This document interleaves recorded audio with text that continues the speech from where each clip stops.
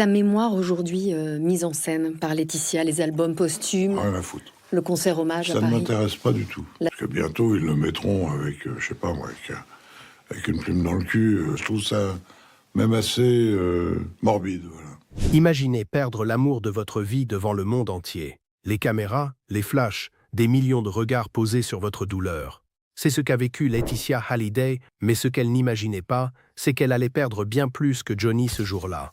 Parmi ceux qui se tenaient à ses côtés durant ces heures sombres, le parrain de Laura, un homme que Johnny considérait comme un frère. Pourtant, quelques mois plus tard, ce même homme allait devenir l'un de ses plus féroces critiques publiques. Aujourd'hui, à 50 ans, Laetitia Hallyday ne se tait plus. Elle balance enfin sur celui qui l'a abandonnée quand elle en avait le plus besoin.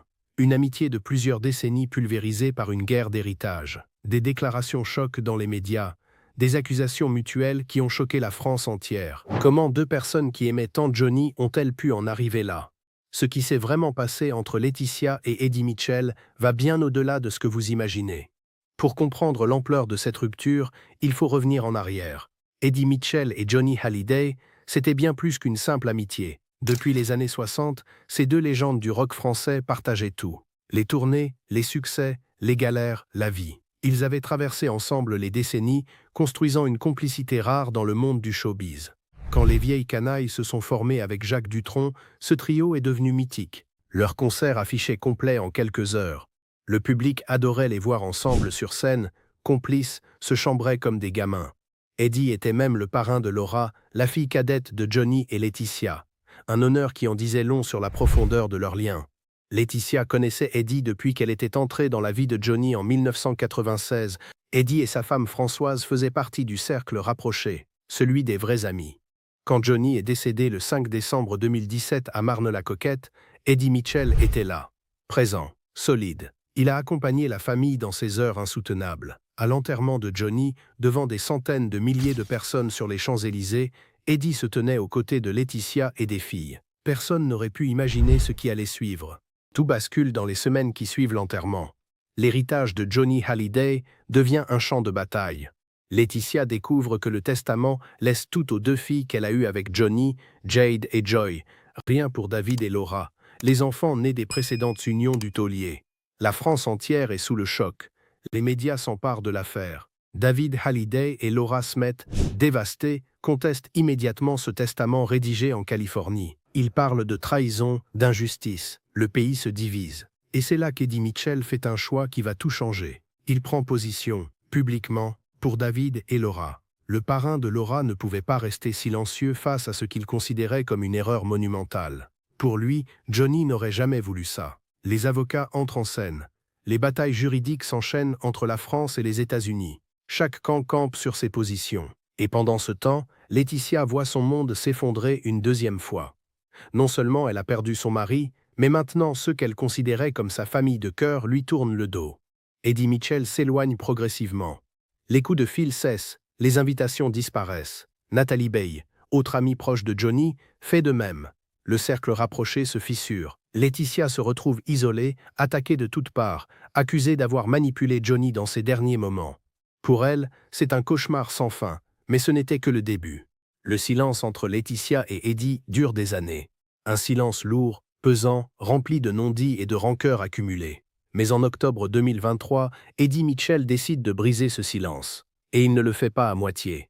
Dans une interview accordée aux Parisiens, le rocker de 81 ans sort la sulfateuse. Il parle ouvertement de Laetitia, du conflit, de sa vision des choses. Ses mots sont durs, sans filtre, presque brutaux. Il explique que pour lui, la situation était inacceptable dès le départ. Comment Johnny avait-il pu déshériter ses propres enfants? Eddie ne mâche pas ses mots quand il évoque Laetitia. Il la décrit comme quelqu'un qui manque d'empathie envers David et Laura. Quelqu'un qui n'a pas compris la douleur de ses enfants qui ont perdu leur père. Pour Eddie, Laetitia aurait dû faire un geste, trouver un compromis, montrer de la compassion. Au lieu de ça, elle s'est enfermée dans une position rigide, protégeant farouchement l'héritage de Jade et Joy. Le ton de l'interview choque. Eddie Mitchell, d'habitude discret sur sa vie privée, balance tout. Il confie que la relation est définitivement rompue, qu'il n'y a plus rien à sauver. Chacun reste sur ses positions, dit-il. La guerre froide médiatique est lancée. Les fans de Johnny sont divisés. Certains soutiennent Eddie et comprennent sa colère. D'autres défendent Laetitia, arguant qu'elle respecte simplement les volontés de son mari. Les plateaux télé s'emparent du sujet. Les chroniqueurs débattent pendant des heures. Tout le monde a un avis sur cette histoire qui déchire l'héritage du plus grand rocker français.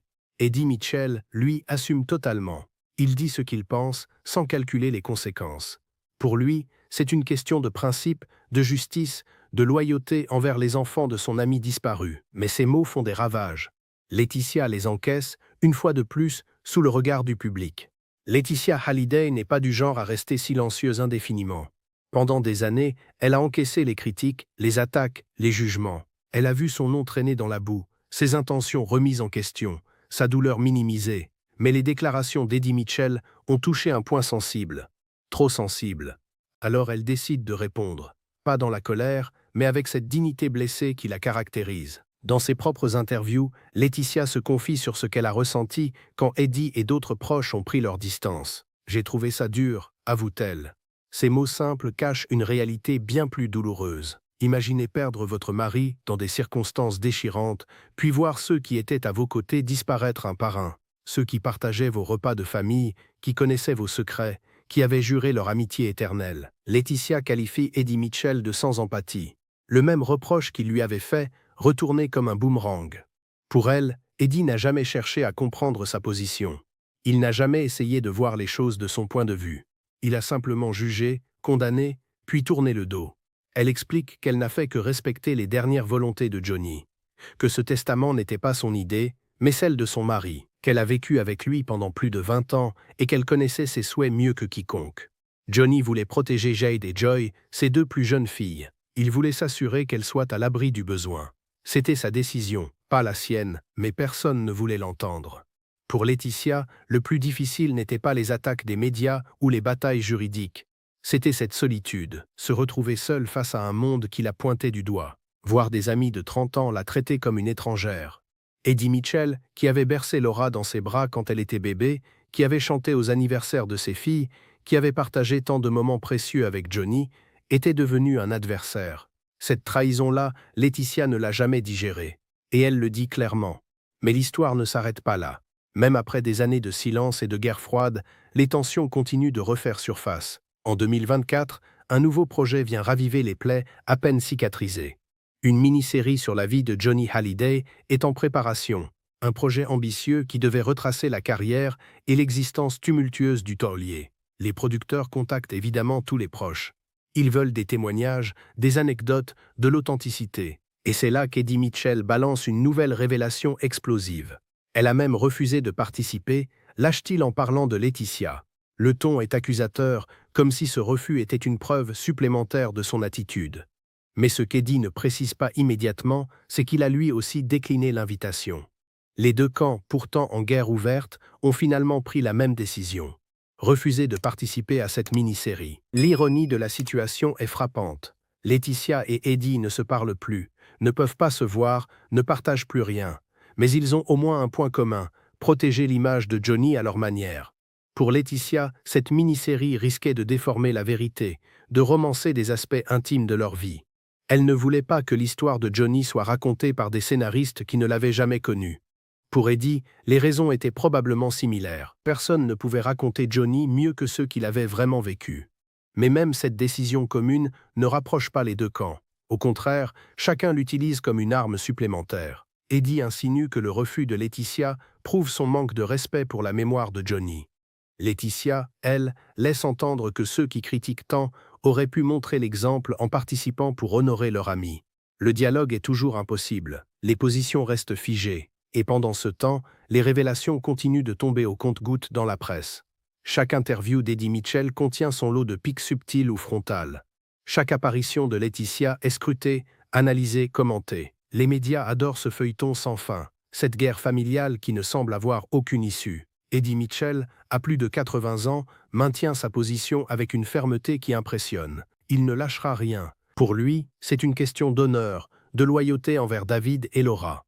Laetitia, elle, continue d'avancer, de reconstruire sa vie à Los Angeles avec ses filles.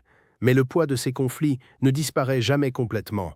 Au-delà des personnes impliquées, c'est l'héritage même de Johnny Hallyday qui souffre de cette guerre sans fin. Le taulier, celui qui a fait vibrer la France pendant plus de 50 ans, celui dont les concerts rassemblaient des générations entières, mérite-t-il vraiment que sa mémoire soit associée à ces conflits familiaux interminables? Les fans de Johnny sont déchirés. Certains ont pris le parti de Laetitia, admirant sa force et sa détermination à protéger ses filles. Ils voient en elle une veuve courageuse qui respecte les volontés de son mari malgré la pression. D'autres soutiennent Eddie Mitchell et comprennent son indignation face à ce qu'ils perçoivent comme une injustice envers David et Laura. Pour eux, ces deux enfants ont été les premières victimes d'une situation qu'ils n'ont jamais voulu. Les réseaux sociaux amplifient cette division. Chaque post, chaque photo, chaque déclaration devient un champ de bataille dans les commentaires. Les discussions tournent en rond, personne ne convainc personne, et la communauté des fans reste fracturée. Cette division affecte aussi la façon dont l'œuvre de Johnny est perçue. Au lieu de célébrer uniquement sa musique, son talent, son impact culturel, on parle constamment de l'héritage financier, des batailles juridiques, des conflits entre proches. Les documentaires sur Johnny consacrent maintenant autant de temps à ses problèmes familiaux qu'à sa carrière artistique. C'est comme si on ne pouvait plus séparer l'artiste de ses tragédies personnelles. Les projets d'hommage se multiplient pourtant. Des albums posthumes, des rééditions, des concerts tributes. Mais l'ombre de ce conflit plane toujours. Quand les vieilles canailles sont évoquées, impossible de ne pas penser à cette amitié brisée entre Eddie et la famille de Johnny. La situation actuelle est dans une impasse totale. Aucun signe de réconciliation à l'horizon. Eddie Mitchell, maintenant octogénaire, n'a montré aucune volonté de faire la paix. Ses déclarations restent fermes, ses convictions inébranlables. De son côté, Laetitia a reconstruit sa vie loin de la France, entourée de ses filles et de nouveaux amis. Elle a tourné la page sur ce chapitre douloureux, même si les cicatrices restent visibles. Les tentatives de médiation ont échoué. Les avocats ont réglé les aspects légaux de l'héritage après des années de procédure, mais les blessures émotionnelles, elles, ne guérissent pas avec des signatures sur des documents. Le temps passe, et avec lui s'éloigne l'espoir d'une résolution apaisée. Johnny aurait-il voulu ça, que son départ provoque tant de chaos, que ses amis les plus proches deviennent des ennemis? Personne ne le saura jamais vraiment. Mais une chose est certaine, l'homme qui voulait être une légende du rock laisse derrière lui un héritage bien plus complexe et douloureux qu'il ne l'aurait imaginé. Voilà où nous en sommes aujourd'hui. Deux personnes qui ont aimé Johnny Hallyday plus que tout, incapables de se regarder en face. Eddie Mitchell, la légende du rock français, et Laetitia Hallyday, la femme qui a partagé les 20 dernières années de la vie du taulier, séparées par un gouffre impossible à combler. Le paradoxe est saisissant. Ils pleurent le même homme, chérissent les mêmes souvenirs, protègent le même héritage artistique. Pourtant, ils ne peuvent plus prononcer le nom de l'autre sans que la colère ou la douleur ne ressurgissent. Cette guerre nous rappelle une vérité brutale. L'héritage émotionnel est parfois bien plus difficile à gérer que l'héritage financier. On peut partager des biens, signer des accords, régler les aspects matériels devant un juge, mais comment partage-t-on un deuil? Comment réconcilie-t-on des visions différentes de ce que Johnny aurait voulu? Comment efface-t-on des années de ressentiment et de trahison ressenties? À 50 ans, Laetitia continue d'avancer, de vivre pour ses filles, de construire son futur loin des regards français. Eddie Mitchell, à 81 ans, reste campé sur ses positions, fidèle à sa vision de la justice et de la loyauté. Deux mondes parallèles qui ne se croiseront probablement jamais plus. La grande question demeure, cette guerre prendra-t-elle fin un jour? Verrons-nous un geste, une main tendue, un pardon murmuré? Ou Johnny Hallyday restera-t-il pour toujours ce point de rupture définitif entre des gens qui s'aimaient? L'histoire nous enseigne que certaines blessures ne guérissent jamais, que certains mots, une fois prononcés, ne peuvent être repris, que certaines décisions créent des fractures irréparables. Le conflit entre Laetitia et Eddie Mitchell en est la preuve vivante.